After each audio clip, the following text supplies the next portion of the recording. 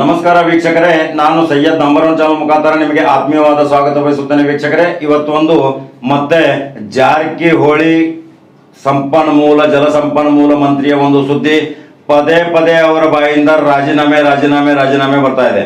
ಯಾಕಂದ್ರೆ ಮೊದಲು ರಾಜೀನಾಮೆ ಕೊಟ್ಟರು, ಈಗೂ ರಾಜೀನಾಮೆ ಕೊಡ್ತಾನೆ ಅಂತ ಹೇಳ್ತಾ ಇದ್ದಾರೆ. ಆ ಮಹೇಶ್ ಕುಮಟಳ್ಳಿಗೆ ಸಚಿವ ಸ್ಥಾನ ಕೊಡ್ಲಿಲ್ಲ ಅಂದ್ರೆ ರಾಜೀನಾಮೆ.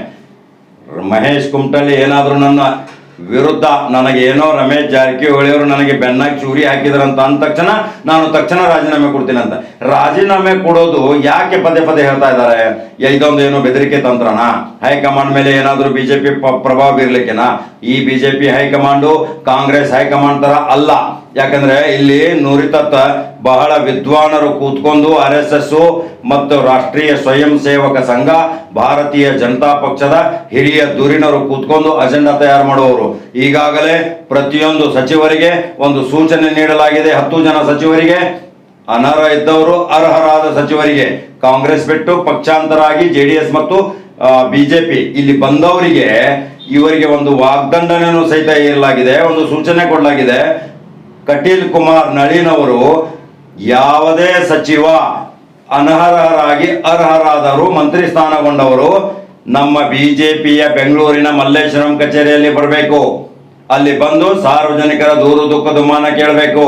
ಅದರಲ್ಲೂ ಮತ್ತೆ ಬಿಜೆಪಿ ಕಾರ್ಯಕರ್ತರ ಯಾವುದೇ ಕುಂದು ಕೊರತೆ ಅವರ ವಿಚಾರಗಳನ್ನ ಮಾಡಬೇಕಂತ ಹೇಳಿದ್ದಾರೆ. ಆದ್ರೆ ಯಾವುದೇ ಸಚಿವ ಆ ಕಡೆ ಬಿಜೆಪಿ ಕಡೆ ಕಚೇರಿಯ ಕಡೆ ವಾಲ್ತಾ ಇಲ್ಲ. ಇದು ಒಂದು ಬಹಳ ವಿಪರ್ಯಾಸದ ಸಂಗತಿ. ಯಾಕಂದ್ರೆ ಒಂದು ಪಕ್ಷದಲ್ಲಿ ತಾನು ಮಂತ್ರಿ ಸ್ಥಾನ ಹೊಂದಿದ ತಕ್ಷಣ, ಆ ಮಂತ್ರಿಯ ಸ್ಥಾನ ಹೊಂದಿದ ತಕ್ಷಣ, ಪ್ರಮಾಣ ವಚನ ಆದ ತಕ್ಷಣ ಆ ಪಕ್ಷದ ದೇಶಗಳಿಗೆ, ಉದ್ದೇಶಗಳಿಗೆ, ರೀತಿ ನೀತಿಗಳಿಗೆ ಅಲ್ಲಿ ಹೊಂದಿಕೊಂಡು ಹೋಗಬೇಕಾಗುತ್ತೆ. ಇದು ನಳಿನ್ ಕುಮಾರ್ ಕಟೀಲ್ದು ಸಿದ್ಧಾಂತ ಮತ್ತು ಭಾರತೀಯ ಜನತಾ ಪಕ್ಷದ ತತ್ವ ಸಿದ್ಧಾಂತ. ವೀಕ್ಷಕರೇ, ಈಗ ಇದಕ್ಕೆ ರಮೇಶ್ ಜಾರಕಿಹೊಳಿ ಅವರು ಪದೇ ಪದೇ ರಾಜೀನಾಮೆ ಕೊಡುವ ಮಾತನಾಡಿದ್ದಕ್ಕೆ ರಿಯಾಕ್ಟ್ ಮಾಡಿದ್ದಾರೆ ಕೊಪ್ಪಳದಿಂದ ಸತೀಶ್ ಜಾರಕಿಹೊಳಿ ಅವರು. ಅದನ್ನ ಏನನ್ನೋದು ದೃಶ್ಯದಲ್ಲಿ ನೋಡ್ಕೊಂಡ್ ಬರೋಣ ಬನ್ನಿ ವೀಕ್ಷಕರೇ. ಈಗ ಈ ವಿಷಯ ನಂತರ ಮತ್ತೊಂದು ಭಾರತದ ದೇಶದಲ್ಲಿ ಏನ್ ನಡೀತಾ ಇದೆ, ನಮಗೇನ್ ಬೇಕು, ಈಗ ಯಾವ ರೀತಿಯ ನಮಗೆ ಸೌಲಭ್ಯ ಬೇಕು. ಯಾವುದೇ ಇವತ್ತು ಪತ್ರಿಕೆ ತೆಗೆದುಕೊಂಡು ಓದಿ ಅದರಲ್ಲಿ ಹಿಂದೂ ಮುಸ್ಲಿಂ ಗಲಾಟೆ ಬಿಟ್ರೆ ಬೇರೆ ವಿಷಯ ಇಲ್ಲ. ಯಾವುದೇ ಚಾನಲ್ ಅನ್ನ ಆನ್ ಮಾಡಿ ಅಲ್ಲಿ ಹಿಂದೂ ಮುಸ್ಲಿಂ ಗಲಾಟೆ ಬಿಟ್ರೆ ಬೇರೆ ಇಲ್ಲ. ಯಾವುದೇ ಸೋಷಿಯಲ್ ಮೀಡಿಯಾದಲ್ಲಿ ಯಾವುದೋ ಒಂದು ಆಪ್ ಮಾಡಿ ನೋಡ್ಲಿಕ್ಕೆ ಹೋಗಿ ಅಲ್ಲಿಯೂ ಹಿಂದೂ ಮುಸ್ಲಿಂ ಗಲಾಟೆ. ಯಾತಕ್ಕೆ ಬೇಕು? ಇದು 500,000 ವರ್ಷ ಬದುಕುವಂತ ಮನುಷ್ಯನ ಜೀವ ಅಲ್ಲ ವೀಕ್ಷಕರೇ. ನಾವು ಎಲ್ಲರೂ ಇವತ್ತು ಬಹಳ ಭಾವೈಕ್ಯತೆ ಸಂಕೇತದಿಂದ ದೇಶದ ಒಂದು ಅಭಿವೃದ್ಧಿಗೋಸ್ಕರ ನಾವು ಸಹೋದರತ್ವ ಮನೋಭಾವನೆಯಿಂದ ನಾವು ಅಣ್ಣ ತಮ್ಮಂದಿರಂತೆ ಈ 20 ವರ್ಷದ ಹಿಂದೆ ನಾವು ಹೇಗೆ ಇದ್ದೀವಿ ಅದೇ ರೀತಿ ನಾವು ಮುಂದುವರಿಯಬೇಕು ಅನ್ನೋದು ನಮ್ಮ ನಂಬರ್ 1 ಚಾನಲ್ ಆಸೆ. ವೀಕ್ಷಕರೇ, ನಾವು ಪದೇ ಪದೇ ಇದನ್ನು ಹೇಳ್ತಾ ಬಂದಿದ್ದೀವಿ. ನಮಗೆ ಯಾರು ಅಮೂಲ್ಯ, ಯಾರು ಓವೈಸಿ, ಯಾರು ಈ ಭಯೋತ್ಪಾದನೆ ಮಾತುಗಳನ್ನ ಮಾಡೋದು, ಪ್ರಚೋದನಕಾರಿ ಮಾತುಗಳನ್ನ ಮಾತನಾಡೋದು, ಇವರು ಯಾರು ನಮಗೆ ಮೌಲ್ವಿಗಳು, ಈ ಪ್ರಚೋದನೆ ಭಾಷಣ ಮಾಡುವ ಹಿಂದೂ ಸಂಘಟನೆಯ ಮುಖಂಡರು ನಮಗೆ ಯಾರು ಕೊಟ್ಟು ನಡೆಸೋಲ್ಲ. ನಮಗೆ ಕೊಟ್ಟು ನಡೆಸೋರು ನಮ್ಮ ನೆರೆಹೊರೆಯವರು, ಅಕ್ಕಪಕ್ಕದವರು. ನಮಗೆ ಬಂದು ನಮ್ಮ ಸುಖ ದುಃಖ ವಿಚಾರ ಮಾಡ್ತಾರೆ. ವೀಕ್ಷಕರೇ, ನಾವು ಎಲ್ಲರೂ ಇವತ್ತು ಬಹಳ ಇದರ ಬಗ್ಗೆ ಅಧ್ಯಯನ ಮಾಡಬೇಕು. ನಮಗೆ ಅವಶ್ಯಕತೆ ಇರೋದು ಏನು? ಇವತ್ತು ನಮಗೆ ಒಂದು ಆರೋಗ್ಯ, ಒಂದು ಶಿಕ್ಷಣ, ಒಂದು ಸ್ವಾಸ್ಥ್ಯ, ಒಂದು ನೀರು, ಇದು ಪ್ರತಿಯೊಂದು ನಮಗೆ ಮೂಲಭೂತ ಸೌಲಭ್ಯಗಳ ಬಗ್ಗೆ ನಾವು ಭಾರತ ದೇಶದಲ್ಲಿ ಒಂದು ಅಭಿಯಾನ ಪ್ರಾರಂಭ ಮಾಡಬೇಕಾಗುತ್ತೆ. ವೀಕ್ಷಕರೇ, ಇದ್ರ ಬಗ್ಗೆ ನಾವು ಚಿಂತಿತರಾಗಬೇಕು. ದೇಶದ ನಾಗರಿಕರು ಚಿಂತಿತರಾದ್ರೆ ದೇಶದ ರಾಜಕಾರಣಿಗಳು ಸಹಿತ ಇವೆಲ್ಲ ವೈರಲ್ ಮಾತನಾಡುವವರ ಪ್ರತಿಯೊಂದು ಆಪ್ ಗಳನ್ನ ಟಿವಿ ಮುಖಾಂತರ ಆಗಲಿ, ಸೋಷಿಯಲ್ ಮೀಡಿಯಾ ಮುಖಾಂತರ ಆಗಲಿ ಬರುವುದನ್ನ ಮೊದಲ ನಿರ್ಬಂಧ ಹೇರಬೇಕು, ಅದಕ್ಕೆ ಕಡಿತಗೊಳಿಸಬೇಕು. ಯಾಕಂದ್ರೆ ತಂತ್ರಜ್ಞಾನ ಮುಂದುವರೆದಿದೆ. ಅದನ್ನು ಬಂದ್ ಮಾಡ್ಲಿಕ್ಕೆ ಸರ್ಕಾರಕ್ಕೆ 1-2 ನಿಮಿಷ ಸಾಕಾಗುತ್ತೆ.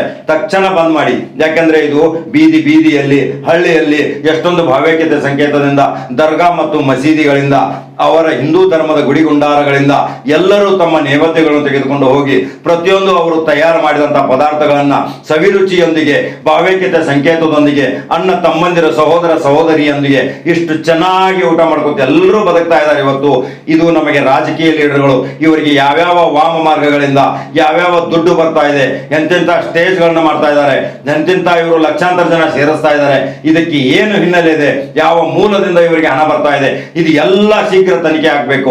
ಯಾಕಂದ್ರೆ ಇದು ಭಾರತೀಯ ಜನತಾ ಪಕ್ಷದ ಸರ್ಕಾರ, ಇದು ಬಹಳ ತಕ್ಷಣ ಇದನ್ನ ಸೀರಿಯಸ್ ಮಾಡಲಿಕ್ಕೆ ಅವ್ರಿಗೆ ಏನು ವೇಳೆ ಅವಶ್ಯಕತೆ ಇಲ್ಲ. ಎಂತಿಂತ ಹಗರಣಗಳನ್ನ ಹಿಡಿದವರು ಇದನ್ನು ತಕ್ಷಣ ಇದಕ್ಕೆ ಒಂದು ತನಿಖೆ ಆಗಬೇಕು. ಈ ತನಿಖೆ ಆದ ತಕ್ಷಣ ಅವರ ನರನಾಡಿಗಳನ್ನ, ಬರುವ ಸಂಪನ್ಮೂಲಗಳನ್ನ, ಬರುವ ಹಣದ ಬಾಬ್ತಗಳನ್ನ ಕತ್ತರಿಯಿಂದ ಕತ್ತರಿಸಿ ಬಿಟ್ರೆ ಇವೆಲ್ಲ ಯಾವುದೇ ವಿವಾದಾಸ್ಪದವಾಗಿ ಭಾರತ ದೇಶದಲ್ಲಿ ಆಗೋದಿಲ್ಲ. ವೀಕ್ಷಕರೇ, ಇವತ್ತು ನಾವು ಒಂದು 2 ನಿಮಿಷದ ಒಂದು ನಮ್ಮ ಸಂಗಾತಿಯೊಂದಿಗೆ, ನಮ್ಮ ಜೊತೆ ಇದ್ದಂತ ನಮ್ಮ ಕಲೀಗ್ಸ್ ಒಂದಿಗೆ ಇವತ್ತು ನಾವು ಒಂದು 2 ನಿಮಿಷ ಒಂದು ಡಿಬೇಟ್ ಮುಖಾಂತರ ಒಂದು ಕಾರ್ಯಕ್ರಮ, ಸಣ್ಣ ಕಾರ್ಯಕ್ರಮ ಇದೆ ವೀಕ್ಷಕರೇ. ಅದನ್ನ ನೀವು ನಮ್ಮ ಭಾವನಾತ್ಮಕ ಸಂಬಂಧಗಳು, ನಮ್ಮ ಅಂತರಾತ್ಮದ ಧ್ವನಿಗಳೊಂದಿಗೆ ಕೆಲವು ವಿಷಯಗಳನ್ನು ನಾವು ಹೇಳ ಬಯಸುತ್ತೇವೆ.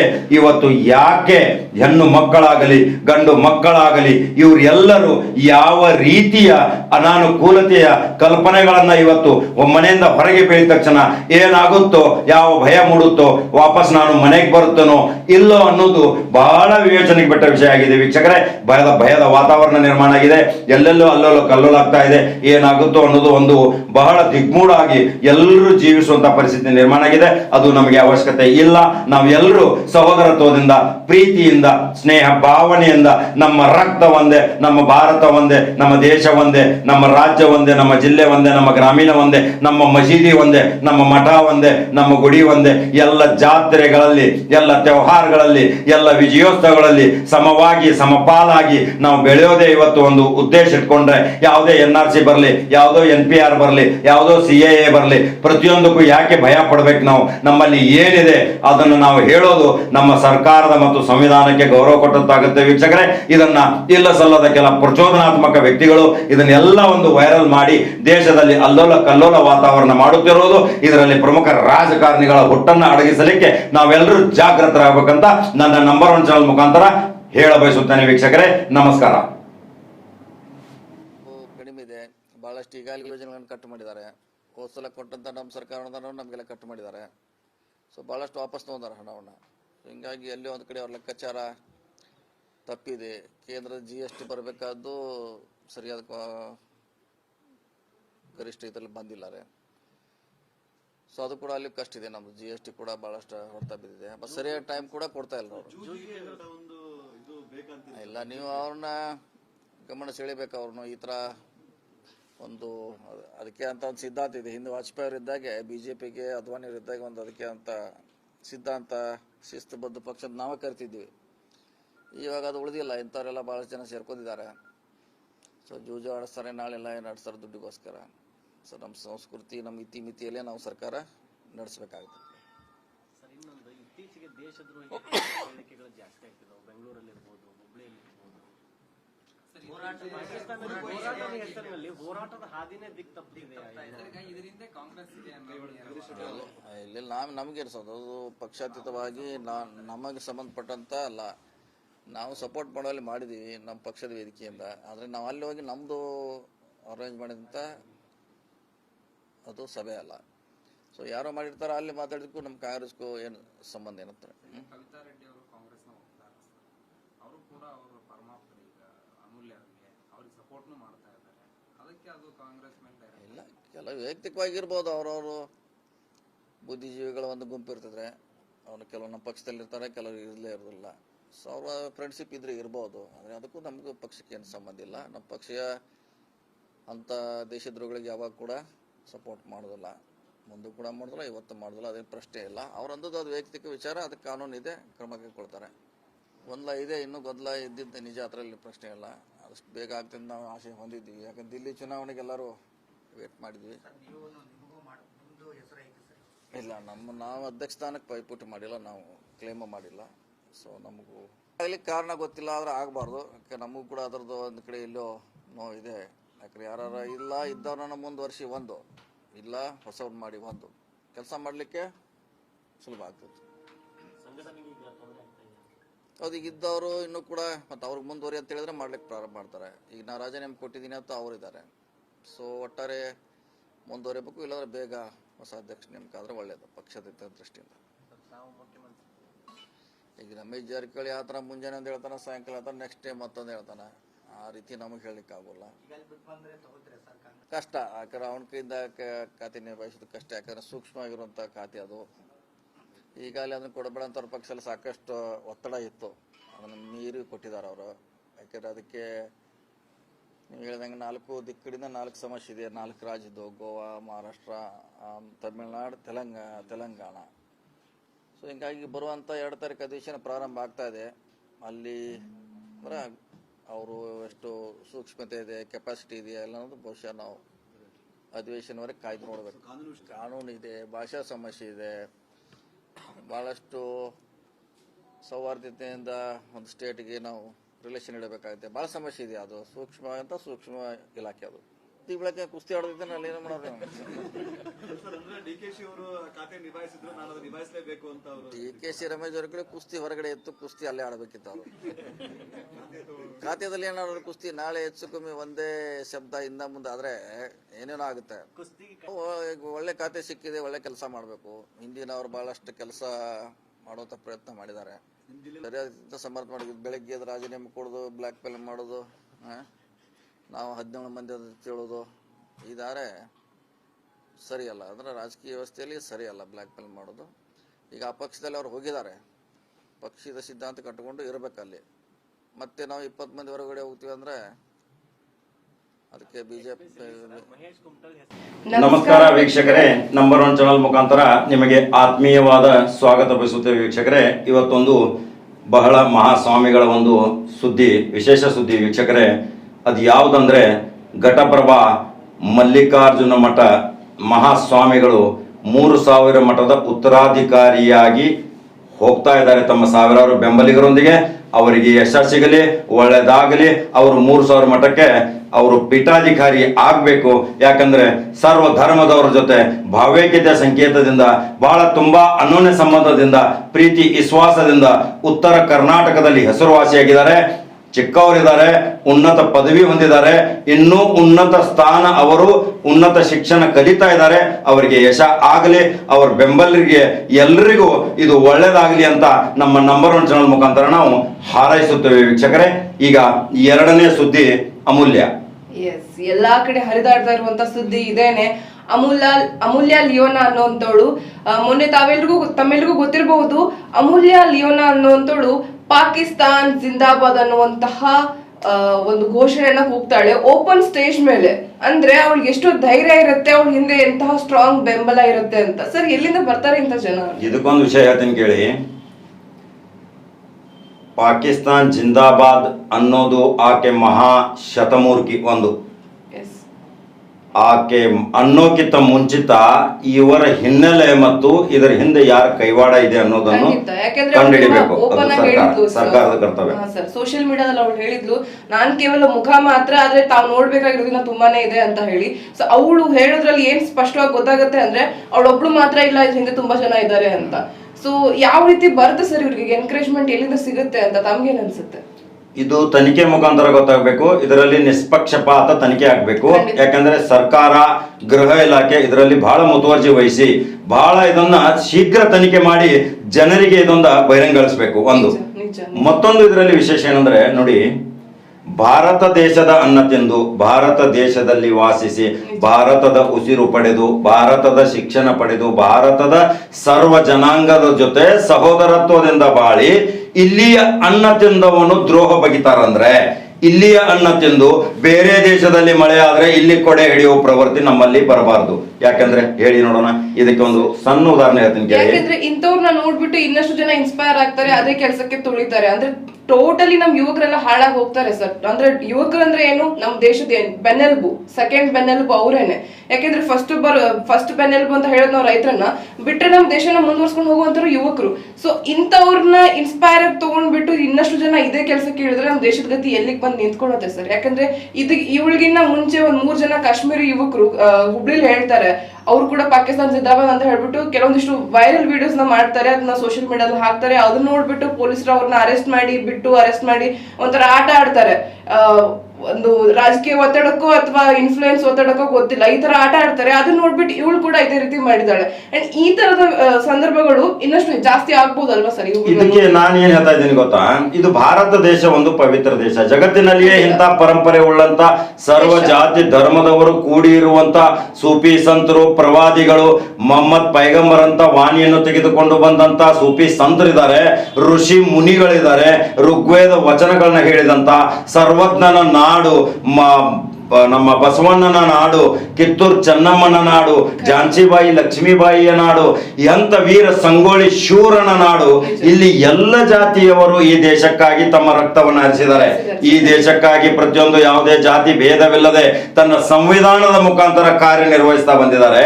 ಇದನ್ನ ಎಲ್ಲವನ್ನು ಬಿಟ್ಟು ಇದರಲ್ಲಿ ಕೆಲವು ಕಿಡಿಗೇಡಿಗಳು ಮತ್ತು ಕೆಲವು ರಾಜಕಾರಣಿಗಳು ತಮ್ಮ ತೆನೆಯನ್ನು ಸುಟ್ಕೊಲಿಕ್ಕೆ ಇವರನ್ನ ಬಳಕೆ ಮಾಡ್ತಿದ್ದಾರೆ ಅಂತ ನಾನು ಪ್ರತಿಪಾದನೆ ಮಾಡ್ತೀನಿ. ಖಂಡಿತ ಸರ್, ತಾವು ಹೇಳುದು ತುಂಬಾ ಸರಿಯಾಗಿತ್ತು ಆ ಲಾಸ್ಟ್ ವರ್ಡ್. ತಮ್ಮ ತೆನೆನ ಸುಟ್ಕೊಳ್ಳೋದಕ್ಕೆ ಇವರನ್ನ ಬೆಂಕಿಗೆ ಹಾಕ್ತಾ ಇದ್ದಾರೆ. ಒಂದು ಆಯಿಲ್ ತರ ಏನ್ ಯೂಸ್ ಮಾಡ್ತೀವಿ ಬೆಂಕಿನ ಜಾಸ್ತಿ ಮಾಡೋದಕ್ಕೆ.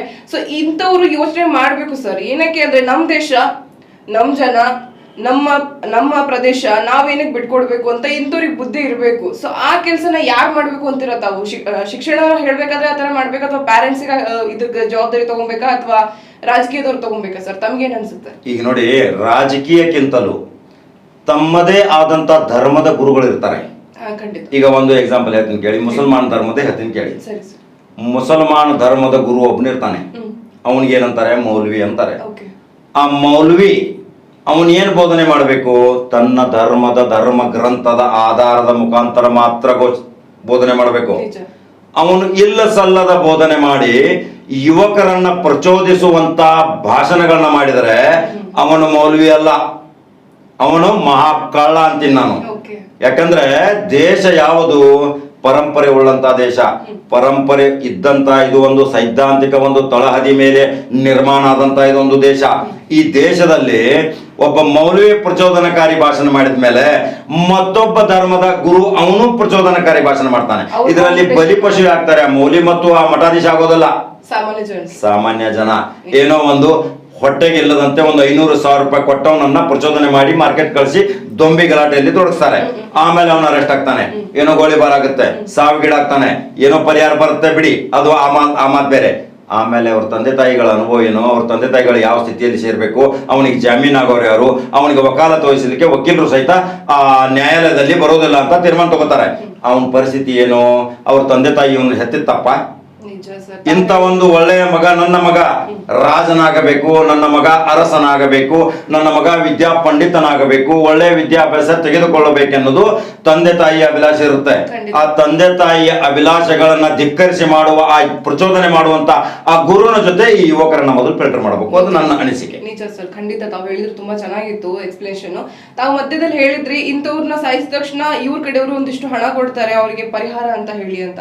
ಸೊ ಅಂಥವ್ರನ್ನ ಫಸ್ಟ್ ತಂದೆ ತಾಯಿಗಳು ಧಿಕ್ಕರಿಸ್ಬೇಕು. ನಮಗೆ ಈ ಹಣ ಬೇಡ, ನಮ್ಮ ಮಕ್ಕಳನ್ನ ಫಸ್ಟ್ ನಾವ್ ಏನ್ ಮಾಡ್ಬೇಕು ಅಂತ. ಅದ್ರೆ ತಾವೀಗ ಹೇಳಿದ್ರಿ ಇಂಜಿನಿಯರ್ ಮಾಡ್ಬೇಕು, ಡಾಕ್ಟರ್ ಮಾಡ್ಬೇಕು, ಒಳ್ಳೆ ವಿದ್ಯಾವಂತರನ್ನ ಮಾಡ್ಬೇಕು ಅಂತ. ಅದನ್ನೆಲ್ಲ ಮಾಡೋಕ್ಕೂ ಮುಂಚೆ ಫಸ್ಟ್ ನಿಮ್ ಮಕ್ಕಳನ್ನ ದೇಶ ಪ್ರೇಮಿಯನ್ನಾಗಿ ಮಾಡಿ, ಅವ್ರಿಗೆ ಏನ್ ಸಂಸ್ಕಾರ ಕೊಡ್ಬೇಕು, ನಮ್ಮ ದೇಶದ ಬಗ್ಗೆ ಯಾವ ರೀತಿ ಅಭಿಮಾನ ಇಟ್ಕೊಬೇಕು ಅದನ್ನ ಹೇಳ್ಕೊಡಿ. ರೈಮ್ಸ್ ಹೇಳ್ಕೊಡ್ತೀರಾ ನಿಮ್ ಮಕ್ಕಳಿಗೆ? ಬೇಡ, ಜನಗಣಮನ ಹೇಳ್ಕೊಡಿ. ಸೊ ಈ ರೀತಿ ತಾವು ತಳಹದಿನ ಒಂದು ಸ್ಟ್ರಾಂಗ್ ದೇಶ ಭಕ್ತಿ ಇಟ್ಕೊಂಡು ಮಾಡಿದ್ರೆ ಮಕ್ಕಳು ಯಾವ್ದೇ ರೀತಿ ಡೈವರ್ಟ್ ಆಗಲ್ಲ ಅಲ್ವಾ ಸರ್? ಅದಕ್ಕೋಸ್ಕರ ಏನ್ ಮಾಡ್ಬೇಕು ತಂದೆ ತಾಯಿಗಳು? ಮಕ್ಕಳಿಗೆ ಸಾಹಿತ್ಯಕ ಅಭಿರುಚಿಗಳನ್ನ ಅಳಪಡಿಸಬೇಕು. ಹಿರಿಯ ಪುರಾತನ ಕಾಲದ ಅನೇಕ ವಿದ್ವಾಂಸರು, ಸಾಹಿತ್ಯಕರು ಏನೇನ್ ಪುಸ್ತಕಗಳನ್ನ ಬರೆದಿದ್ದಾರೆ ಅದನ್ನ ಉಚಿತವಾಗಿ ಕೊಡುವಂತ ಸೌಲಭ್ಯ ಸಹಿತ ಇದೆ. ಪ್ರತಿಯೊಂದು ವಾಲ್ಮೀಕಿ ಹಿಡಿದು ರಾಮಾಯಣ, ಮಹಾಭಾರತ, ಕುರಾನ್, ಬೈಬಲ್ ಹಿಡ್ಕೊಂಡು ಸಾಹಿತ್ಯಿಕ, ಕಥಾರೋಪ, ಇತಿಹಾಸ ಪ್ರತಿಯೊಂದು ಗ್ರಂಥಗಳನ್ನ ಉಚಿತವಾಗಿ ಸಿಗುವಂತ ಸೌಲಭ್ಯ ಇವತ್ತಿದೆ. ಇವತ್ತು ಎಲ್ಲ ಗ್ರಂಥಾಲಯಗಳಲ್ಲಿ ಹೋಗಿ, ಗ್ರಂಥಾಲಯದಲ್ಲಿ ಜನ ಇಲ್ಲ, ಗುಡಿಗುಂಡಾರ ಮತ್ತು ದರ್ಗಾಗಳಲ್ಲಿ ಲೈನ್ ಆಗಿ ಹಚ್ತಾ ಇದ್ದಾರೆ. ಆ ಗ್ರಂಥಾಲಯದಲ್ಲಿ ಹೋದ್ರೆ ಇವತ್ತು ದೇಶದ ಒಂದು ವಿದ್ವಾನ್ ಆಗ್ತಾನೆ. ಗ್ರಂಥಾಲಯದಲ್ಲಿ ಉಚಿತ ಇದೆ, ಇಲ್ಲಿ ಉಚಿತ ಇರೋದಿಲ್ಲ. ಇಲ್ಲಿ ಏನು ಉಚಿತ ಇರುತ್ತೆ? ದರ್ಗಾ ಮತ್ತು ಜಾತ್ರೆಗಳಲ್ಲಿ ಊಟ ಉಪಚಾರಕ್ಕಾಗಿ ಕೀಟಲೆ ಮಾಡೋದು, ಏನೋ ಒಂದು ವೈರಲ್ ಮಾಡೋದು, ಇಲ್ಲ ಸಲ್ಲದ ಘಟನೆಗಳನ್ನ, ಅಹಿತಕರ ಘಟನೆಗಳನ್ನ ಮಾಡ್ಲಿಕ್ಕೆ ಅಲ್ಲಿ ಹೋಗ್ತಾರೆ. ಈಗ ಗ್ರಂಥಾಲಯಗಳಲ್ಲಿ ಹೋದ್ರೆ ಏನಾಗುತ್ತೆ, ಗ್ರಂಥಾಲಯದಲ್ಲಿ ಒಳ್ಳೊಳ್ಳೆ ಪುಸ್ತಕಗಳನ್ನ ಓದಬೇಕು. ಮಹಾನ್ ವಿದ್ವಾಂಸರು ಏನ್ ಮಾಡಿದ್ರು, ನಮ್ಮ ಭಾರತ ದೇಶಕ್ಕೆ ಸ್ವಾತಂತ್ರ್ಯ ತಂದಂತ ಧೀರ್ಯರು ಯಾರು, ಆ ಸ್ವಾತಂತ್ರ್ಯಕ್ಕೆ ಹೋರಾಟ ಎಂತ ರಕ್ತವನ್ನು ಹರಿಸಿದರು, ಯಾವ ತ್ಯಾಗ ಬಲಿದಾನಗಳನ್ನ ಮಾಡಿದರು. ಇದನ್ನು ಮುಸಲ್ಮಾನರಾಗಲಿ ಹಿಂದೂಗಳಲ್ಲಿ ಇಲ್ಲಿ ಜಾತಿ ಅನ್ನೋದು ಪರಿಸ್ಥಿತಿ ಬರೋದಿಲ್ಲ. ತಂದೆ ತಾಯಿಗಳು ವಿನಂತಿ ಮಾಡಿ ಹೇಳ್ತೀನಿ, ತಂದೆ ತಾಯಿಗಳು ಮೊದಲು ಡಾಕ್ಟರ್ ಇಂಜಿನಿಯರ್ ಆಗುವುದು ಸಹಿತ ಬೇಡುವುದು ಬೇಡ, ನಿಮ್ಮ ಮಗನಿಗೆ ಮೊದಲು ಮಾನವನಾಗು, ದೇಶಭಕ್ತನಾಗು ಅನ್ನೋದೊಂದು ಸಾರಿ ಸಾರಿ ಹೇಳಿ. ಡಾಕ್ಟರ್ ಅವನ ಹಣೆಬರದಲ್ಲಿ ಆಗುತ್ತೆ, ಅವನ ಹಣೆಬರಲ್ಲಿ ಒಳ್ಳೇದಿದ್ರೆ ಅವನು ಇಂಜಿನಿಯರ್ ಆಗ್ತಾನೆ, ವಿದ್ವಾನ್ ಆಗ್ತಾನೆ, ವಕೀಲ ಆಗ್ತಾನೆ, ಜಡ್ಜ್ ಆಗ್ತಾನೆ, ರಾಷ್ಟ್ರಪತಿ ಆಗ್ತಾನೆ. ಅವನ ಹಣೆಬರದಲ್ಲಿ ಏನಿದೆ ಅದನ್ನ ಆಗ್ತಾನೆ. ಅಬುಲ್ ಕಲಾಂ ಇವ್ರದ್ದು ಹೇಳ್ತೀನಿ ನಾನು, ರಾಷ್ಟ್ರಪತಿ ಮಾಜಿ ರಾಷ್ಟ್ರಪತಿ ನಮ್ಮ ಭಾರತದ್ದು ನೋಡಿ, ಒಂದು ಅಂಬಿಗನ ಮಗ. ಆ ಅಂಬಿಗ ತನ್ನ ಜನರನ್ನ ಆ ಕಡೆಯಿಂದ ಈ ಕಡೆ ಕರ್ಕೊಂಡು ಹೋಗಿ ಅವ್ರು ಏನೋ ಒಂದು ಕಾಳು ಕಡಿ ಕೊಡ್ತಿದ್ರು ವಾರ್ಷಿಕ, ಅದರಿಂದ ಜೀವನ ನಡೆಸುವಂತ ಆ ಹುಡುಗ ಇವತ್ತು ಭಾರತ ದೇಶದ ಪಿರಂಗಿ ತಯಾರು ಮಾಡಿ ಒಂದು ರಾಷ್ಟ್ರಪತಿ ಅಂತ ಉನ್ನತ ಸ್ಥಾನದ ಭಾರತದ ಪ್ರಪ್ರಥಮ ಪ್ರಜೆಯನ್ನಾಗಿ ಧೀಮಂತ ಸ್ಥಾನ ತೆಗೆದುಕೊಂಡಂತ ಅವ್ರ ಓದ್ಬೇಕಲ್ಲ ಪುಸ್ತಕ, ಅವ್ರದ್ದು ಅವ್ರ ಪುಸ್ತಕ ತರಿಸ್ಬೇಕು, 10 ರೂಪಾಯಿ ಕೊಟ್ಟು ಒಂದು ಪುಸ್ತಕ ಸಿಗುತ್ತೆ. ಅವ್ರ ಜೀವನ ಚರಿತ್ರೆ ಓದ್ಬೇಕು, ಪಿರಂಗಿಯನ್ನ ತಯಾರು ಮಾಡಿದ್ರು. ಪ್ರತಿಯೊಂದು ವಿದ್ವಾನಗಳನ್ನು ಎಂತೆಂಥವ್ರು ಏನೇನ್ ಸಾಧನೆ ಮಾಡಿದ್ರು ಅನ್ನೋದು ನಮ್ಮ ಇವತ್ತು ಆಧುನಿಕ ಕಾಲದ ತಂತ್ರಜ್ಞಾನದಿಂದ ಒಳಪಟ್ಟಂತ ಮಕ್ಕಳು ಬಹಳ ವಿಚಾರವಾಗಿ ಇದನ್ನ ಗಣನೆಗೆ ತಗೋಬೇಕು. ಅವರಿಗೆ ತಂದೆ ತಾಯಿಗಳು ಇದನ್ನೇ ಹೇಳಬೇಕು, ನೀನು ಏನಾದರೂ ಆಗು, ಮೊದಲು ಮಾನವನಾಗು. ನಿಜ ಸರ್, ಖಂಡಿತ. ಅಂಡ್ ಇವಾಗ ಅಮೂಲ್ಯ ವಿಷಯಕ್ಕೆ ವಾಪಸ್ ಬಂದ್ರೆ, ಅವಳಿಗೆ 132A, 153A, 153B and 505 section ಅಡಿ ಅವಳಿಗೆ ದೇಶದ್ರೋಹಿ ಹಾಗೂ ಕೋಮುವಾದಿ ಗಲಭೆನ ಎಬ್ಸಿರೋ ಆರೋಪದ ಅಡಿಗೆ ಅವಳನ್ನ ಜೈಲಿಗೆ ಹಾಕಿದ್ದಾರೆ. ಪರಪ್ಪನ ಅಗ್ರಹಾರದಲ್ಲಿ ಅವಳು ಇವಾಗ ಇದ್ದಾಳೆ. ಸೊ ತಮ್ಗೆ ಏನ್ ಅನ್ಸುತ್ತೆ ಸರ್, ಅವ್ರು ಹೊರಗಡೆ ಬರ್ಬೋದಾ ಅಥವಾ ಬರಕ್ ಆಗಲ್ವಾ? ಇನ್ಫ್ಲೂಯೆನ್ಸ್ ಎಷ್ಟು ಸ್ಟ್ರಾಂಗ್ ಇದೆ, ಅವಳು ಅಷ್ಟು ಕುಲ್ಲ ಹೇಳ್ತಾಳೆ. ಯಾಕಂದ್ರೆ ನಮ್ಮಲ್ಲಿ ಒಂದ್ ಸ್ವಲ್ಪ ದೌರ್ಬಲ್ಯ ಇದೆ, ಕಾನೂನು ಒಂದ್ ಸ್ವಲ್ಪ ನಮಗೆ ತೊಡಕಿದೆ. ಪ್ರತಿಯೊಂದಕ್ಕೆ ಸಾಕ್ಷಿ ಪುರಾವೆ ಪ್ರತಿಯೊಂದು, ಈಗ ನೋಡಿ ನಿರ್ಭಯ ಪ್ರಕರಣ, ಈಗ ನಿರ್ಭಯ ಪ್ರಕರಣ ತಗೊಳ್ಳಿ ಬಿಡಿ, ನಿರ್ಭಯ ಪ್ರಕರಣ ಅಂತ ತಗೊಳ್ಳಿ. ನಿರ್ಭಯ ಪ್ರಕರಣ ತೀರ್ಮಾನ ಆಗಿ ಎಷ್ಟು ವರ್ಷ ಆಯ್ತು? ಅವ್ರಿಗೆ ಗಲ್ ಕೊಡ್ಬೇಕಂತೇಳಿ ಅವರು ಇನ್ನೂ ಕಾನೂನಿನ ದುರುಪಯೋಗ ಯಾಕೆ ತಗೋತಾ ಇದ್ದಾರೆ? ಪ್ರತಿಯೊಂದು ಅರ್ಜಿ ಆಗ್ತಾ ಇದ್ದಾರೆ, ರಾಷ್ಟ್ರಪತಿ ಕತೆ ಹೋಗ್ತಾರೆ, ಮತ್ತೊಂದು ಕೆಳ ನ್ಯಾಯಾಲಯಕ್ಕೆ ಹೋಗ್ತಾರೆ, ಮೇಲ್ಮನೆಗೆ ಹೋಗ್ತಾರೆ, ಉಚ್ಚ ನ್ಯಾಯಾಲಯಕ್ಕೆ ಹೋಗ್ತಾರೆ, ಸರ್ವೋಚ್ಚ ನ್ಯಾಯಾಲಯಕ್ಕೆ ಹೋಗ್ತಾರೆ, ಸೆಷನ್ ನ್ಯಾಯಾಲಯಕ್ಕೆ ಹೋಗ್ತಾರೆ. ಹೇಗೆ ದಿನ ಗಳಿಸ್ತಾ ಇದ್ದಾರೆ. ಇಂಥವ್ರಿಗೆ ಏನ್ ಮಾಡ್ಬೇಕು? ಎನ್ಕೌಂಟರ್ ಮಾಡ್ಬೇಕಂತ ನಾನು ಹೇಳ್ತೀನಿ. ತಕ್ಷಣ ಅವ್ರನ್ನ ಎನ್ಕೌಂಟರ್ ಮಾಡ್ಬೇಕು. ಸಾಕ್ಷಿ ಪ್ರಾಯ ನಿಮ್ಗೆ ಗೊತ್ತಾಗುತ್ತೆ, ಅವ್ರು ನಿರ್ಭಯ ಇದರಲ್ಲಿ ಅವ್ರು ಅತ್ಯಾಚಾರ ಮಾಡಿದ್ವಿ, ಇಲ್ಲಿ ಜಗತ್ ನೋಡಿದೆ, ವಿಡಿಯೋಸ್ ಇದಾವೆ, ಎಲ್ಲ ಗೊತ್ತಿದ್ದು ಸಹಿತ ಮತ್ತೆ ಅವ್ರಿಗೆ ರಕ್ಷಣೆ ಮಾಡುವಂತ ನಮ್ಮ ಕಾನೂನಲ್ಲಿ ದೇಶದ್ರೋಹಿ ಮತ್ತು ಅತ್ಯಾಚಾರಿಗಳಿಗೆ ಇವರಿಗೆ ಕಂಡಲ್ಲಿ ಗುಂಡಿಟ್ಟು ಅಂತ ಆದೇಶ ಭಾರತ ಸರ್ಕಾರ ಮಾಡಬೇಕು. ಇದು ನಮ್ಮ ನಂಬರ್ 1 ಚಾನಲ್ದು ಆಸೆ ಇದೆ. ಯಾಕಂದ್ರೆ ಈಗ ಪರಿಸ್ಥಿತಿ ಏನಾಗಿದೆ, ಈಗ ನೀವು ನನ್ನ ನೆರೆ ಹೊರೆ ಮನೆಯಲ್ಲಿ ಇದ್ದೀರಾ ಅಂತ ತಿಳ್ಕೊಳ್ಳಿ, ಈಗ ನೀವು ಹಿಂದೂ ಇದ್ದೀರಾ, ನಾನು ಮುಸ್ಲಿಂ ಇದ್ದೀನಿ ಅಂತ ತಿಳ್ಕೊಳ್ಳಿ, ನಾವು ಇದೀವಿ ಬಿಡಿ. ಈಗ ಒಂದು ಸಮಸ್ಯೆ ಏನಾಗುತ್ತೆ, ಈ ಜಗತ್ತಿನ ವಿದ್ಯಮಾನಗಳನ್ನ ನಾವು ನೋಡ್ತಾ ಹೋಗುವಾಗ, ಜಗತ್ತಿನಲ್ಲಿ ಹಿಂದೂ ಮುಸ್ಲಿಂ ಗಲಾಟೆ ಆಗುವಾಗ ನಿಮ್ಮ ಜೊತೆ ನಾನು ಪ್ರೀತಿಯಿಂದ ಮಾತನಾಡುವ ಮನಸ್ಸು ಸಹಿತ ಬರುವುದಿಲ್ಲ. ನಿಮ್ಮಲ್ಲಿಯೂ ಸಹಿತ ಅವನು ಮುಸ್ಲಿಂ ಇದ್ದಾನೆ, ಅಲ್ಲೆಲ್ಲ ಗಲಾಟೆ ಮಾಡ್ತಾ ಇದ್ದಾರೆ, ಆ ಮೌಲ್ಯಗಳೆಲ್ಲ ಪ್ರಚೋದನಾತ್ಮಕ ಭಾಷಣ ಮಾಡ್ತಾ ಇದ್ದಾರೆ, ಅವರೆಲ್ಲ ಬೆಂಕಿ ಹಚ್ಚಿದ್ದಾರೆ, ಇವನ್ ಜೊತೆ ನಾವ್ಯಾಕೆ ಅನ್ನೋ ಸಂಬಂಧದಿಂದ ಇರೋದು ಅಂತದ್ದು ಒಂದು ನಮ್ಮ ನಿಮ್ಮ ನಡುವೆ ಒಂದು ಮಧ್ಯದ ಗೋಡೆ ನಿರ್ಮಾಣ ಆಗುತ್ತೆ. ಆಮೇಲೆ ನನಗೆ ಏನೋ ಒಂದು ಆರೋಗ್ಯ ಕೆಡಲಿ, ನಂದೇನೋ ಒಂದು ಅನಾನುಕೂಲತೆ ಆಗಲಿ, ನನಗೇನೋ ಒಂದು ಶಿಕ್ಷಣದ ಕೊರತೆ ಆಗಲಿ, ನನ್ನ ಮಕ್ಕಳದೇನೋ ಒಂದು ಸಂಸಾರಿಕ ವಿಷಯ ಆಗಲಿ, ನಿಮ್ಮಲ್ಲಿ ನಾನು ಭಾವನಾತ್ಮಕ ಸಂಬಂಧದಿಂದ ಹಂಚಿಕೊಳ್ಳಲಿಕ್ಕೆ ಆಗೋದಿಲ್ಲ. ಅದನ್ನ ಎಲ್ಲ ಬಿಡಬೇಕಾದ್ರೆ ನಾವು ಮೊದಲು ಮಾನವನಾಗಿ ಎಲ್ಲರ ಜೊತೆ ಹೊಂದಿಕೊಳ್ಳುವಂತ ಪ್ರವೃತ್ತಿ ಮೊದಲ. ಒಂದೇ ರಕ್ತ, ಇದು ಭಾರತದ ರಕ್ತ ಅನ್ನೋದು ಸಾರಿ ಸಾರಿ ಹೇಳ್ತೀನಿ ನಾನು, ನಿಮ್ಮ ಮನಸ್ಸಿಗೆ ಹೇಳಿ. ನಿಜ ಸರ್, ತಾವ್ ಹೇಳಿದ ಖಂಡಿತವಾಗ್ಲೂ ಸರಿಯಾಗಿದೆ. ತಾವ್ ಹೇಳಿದಾಗೆ ಎಲ್ಲಾನು ಜಾತಿ ಮತ ಧರ್ಮ ಅನ್ನೋದನ್ನ ಪಕ್ಕಕ್ಕಿಟ್ಟು ಕೇವಲ ನಾವು ಮನುಷ್ಯರು ಅಂಡ್ ನಾವು ಭಾರತೀಯರು ಅನ್ನುವಂತಹ ಮನೋಭಾವನೆ ಇಟ್ಕೊಂಡು ನಾವು ಭಾರತದಲ್ಲಿ ಎಲ್ಲರೂ ಒಟ್ಟಿಗೆ ಸೇರಿ ಕೆಲಸ ಮಾಡಿದ್ರೆ ಖಂಡಿತವಾಗ್ಲೂ ನಮ್ಮ ಭಾರತನ ಒಂದು ಉನ್ನತ ಸ್ಥಾನ ಕರ್ಕೊಂಡು ಹೋಗ್ಬೋದು. ಬೆಳೀತಾ ಇರೋ ರಾಷ್ಟ್ರದಿಂದ ಬೆಳೆದಿರುವಂತ ರಾಷ್ಟ್ರವನ್ನಾಗಿ ನಾವು ಮಾಡ್ಬೋದು ನಮ್ಮ ಭಾರತನ. ಆದ್ರೆ ಮಧ್ಯದಲ್ಲಿರುವಂತ ಇಂಥ ಕ್ರಿಮಿಕೀಟಗಳನ್ನ ಅಲ್ಲಿಂದಲ್ಲೇನೆ ನಾಶ ಮಾಡ್ಬೇಕು. ಕೆಲವೇ ದಿನಗಳಲ್ಲಿ ಒಂದು ಮತ್ತೆ ಗ್ರಾಮಸ್ಥರಾಗಲಿ, ಊರಿನ ಹಿರಿಯರಾಗಲಿ, ಮಸೀದಿಯಲ್ಲಿ ಆಗಲಿ, ಮಠಾಧೀಶರಾಗಲಿ, ಆಮೇಲೆ ದರ್ಗಾಗಳಲ್ಲಿ ಆಗಲಿ ಒಂದು ಬೋರ್ಡ್ ಬರೆಯುವಂತ ಪರಿಸ್ಥಿತಿನೂ ನಿರ್ಮಾಣ ಆಗುತ್ತೆ. ನೋಡಿ, ಓಣಿಯಲ್ಲಿನೂ ಬರೆಯೋ ನಿರ್ಮಾಣ ಆಗುತ್ತೆ. ನೀನು ಹೊರಗಿನಿಂದ ಬಂದು ಯಾವುದೇ ಪ್ರಚೋದನಾತ್ಮಕ ಭಾಷಣಗಳನ್ನ ಮಾಡಿ ಇಲ್ಲಿ ಬೆಂಕಿ ಹಚ್ಚಿ ಹೋಗೋರನ್ನ ಇಲ್ಲಿ ಒಳ ಪ್ರವೇಶ ಇಲ್ಲ. ಇಲ್ಲಿ ಅವರೇ, ಇಲ್ಲಿ ನಮ್ಮ ಅಣ್ಣ ತಮ್ಮಂದಿರಂಗೆ ನಾವು ಇದೀವಿ, ಸಹೋದರತ್ವ ಭಾವನೆಯಿಂದ ನಾವು ಇದೀವಿ, ನಾವು ಎಲ್ಲರೂ ಕೂಡಿ ಒಂದಾಗಿದ್ದೀವಿ. ನೀವು ಹೊರಗಿಂದ ಬಂದು ಇಲ್ಲಿ ಕೊಳ್ಳೆ ಇಟ್ಟು ಹೋಗಬೇಡಿ ಅಂತವ್ರಿಗೆ ಇಲ್ಲಿ ಪ್ರತಿಬಂಧಕಾಜ್ಞೆ ಇದೆ, ಅವರಿಗೆ ಪ್ರವೇಶ ಇಲ್ಲ ಅಂತ ಒಂದು ವಿಚಾರ ಸಹಿತ ನಾವು ಮಾಡುವಂತ ಪರಿಸ್ಥಿತಿ ನಿರ್ಮಾಣ ಆಗ್ತಾ ಇದೆ. ಅಂಡ್ ಎಲ್ಲ ಯುವಕರಲ್ಲಿ ನಾನ್ ಕೇಳ್ಕೊಳ್ಳೋದೇನು ಅಂತ ಅಂದ್ರೆ, ನಮ್ಮ ಭಾರತ ದೇಶದಂತಹ ದೇಶ ಮತ್ತೊಂದು ನಿಮ್ಗೆ ಎಲ್ಲೂ ಸಿಗೋದಿಲ್ಲ. ಸೊ ದೇಶ ಪ್ರೇಮನ ಇಟ್ಕೊಳ್ಳಿ. ಅಟ್ಲೀಸ್ಟ್ ನೀವು ಒಳ್ಳೆ ಕೆಲಸ ಮಾಡಕ್ ಆಗಿಲ್ಲ ಅಂದ್ರೆ ಕೆಟ್ಟ ಕೆಲಸ ಮಾಡಕ್ ಹೋಗ್ಬಿಡಿ ನಮ್ಮ ದೇಶದಲ್ಲಿ. ನಿಮ್ಗೆ ಏನೋ ಸುಧಾರಣೆ ಮಾಡಕ್ ಆಗಿಲ್ಲ ಅಂದ್ರೆ ಹಾಳು ಮಾಡಕ್ ಹೋಗ್ಬಿಡಿ ನಮ್ಮ ದೇಶನ. ಸೊ ದಯವಿಟ್ಟು ಈ ರೀತಿ ಪ್ರಚೋದನಕಾರಿ ಹೇಳಿಕೆಗಳನ್ನಾಗಿರ್ಬೋದು ಅಥವಾ ಅಂತಹ ಯುನೋ ಕೆಟ್ಟ ಚಟುವಟಿಕೆಗಳನ್ನ ನಮ್ಮ ರಾಷ್ಟ್ರದಲ್ಲಿ ಖಂಡಿತವಾಗ್ಲೂ ಮಾಡಕ್ ಹೋಗ್ಬೇಡಿ. ನಮ್ಮ ನಂಬರ್ 1 ಚಾನಲ್ ಕಡೆಯಿಂದ ನಾವು ಕೂಡ ಅದನ್ನ ಕೇಳ್ಕೊಳ್ಳೋದು. ದೇಶ ಪ್ರೇಮಿಯಾಗಿ ದೇಶನ ಬೆಳೆಸಿ ಉಳಿಸಿ ತಮ್ಮ ಹೆಸರು ಕೂಡ ಬೆಳೆಯುತ್ತೆ. ಅದ್ರ ಜೊತೆ ಜಗತ್ತಿನಲ್ಲಿ ನಾವು ಎಲ್ಲಕ್ಕಿಂತಲೂ ಹೆಚ್ಚಿನ ಉನ್ನತ ರಾಷ್ಟ್ರವನ್ನ ಪೈಪೋಟಿ ಮಾಡಬೇಕನ್ನೋ ಮನೋಭಾವನೆ ಇಟ್ಕೊಳ್ಳೋಣ. ಜಾತಿ ಬಿಟ್ಟು ಬಿಡಿ. ನಮ್ಮ ಜಾತಿ ಯಾವುದಂದ್ರೆ ಮಾನವ ಧರ್ಮ ಒಂದು ಜಾತಿ.